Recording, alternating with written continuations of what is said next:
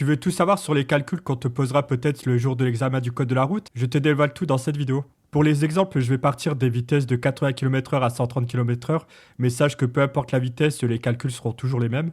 Pour le premier calcul, on va s'attarder sur le mètre par seconde que va faire une voiture par rapport à une vitesse. Donc c'est quelque chose de très important parce qu'en fait, ça va nous permettre de déterminer combien de mètres fait une voiture en une seconde par rapport à notre temps de réaction qui est d'une seconde, je le rappelle. Donc pour ça, c'est simple.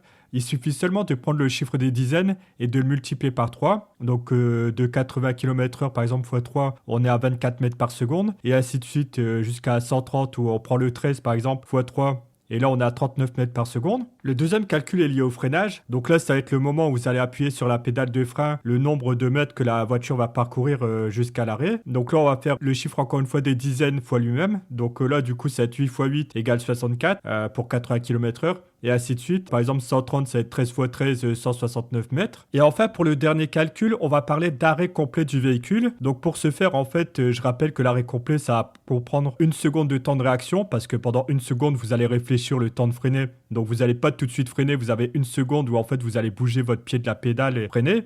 Plus, du coup, le moment où vous allez freiner, donc les mètres que vous allez parcourir en voiture en freinant. Et donc, en additionnant les deux par rapport aux deux calculs précédents, pour 80 km, par exemple, on se retrouve à 24 mètres plus 64 mètres. Donc, l'arrêt complet, ça sera 88 mètres et ainsi de suite. Donc, si on va jusqu'à 130 km/h, par exemple, on va prendre 39 mètres plus 169, donc 208 mètres pour s'arrêter complètement. Entre le moment où on a décidé d'appuyer sur la pédale de frein, le moment où on appuie et le moment où la voiture, elle s'arrête complètement. Donc voilà, c'est vraiment un peu particulier l'arrêt complet d'un véhicule parce qu'il faut prendre en compte le temps de réaction plus la distance de freinage quand vous appuyez sur la pédale de frein.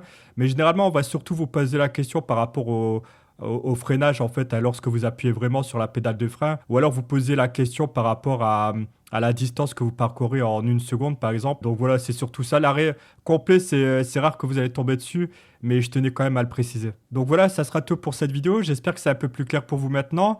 Si c'est le cas, n'hésitez pas à mettre un petit like, à partager et à vous abonner. Et moi, je vous dis à la prochaine. Salut!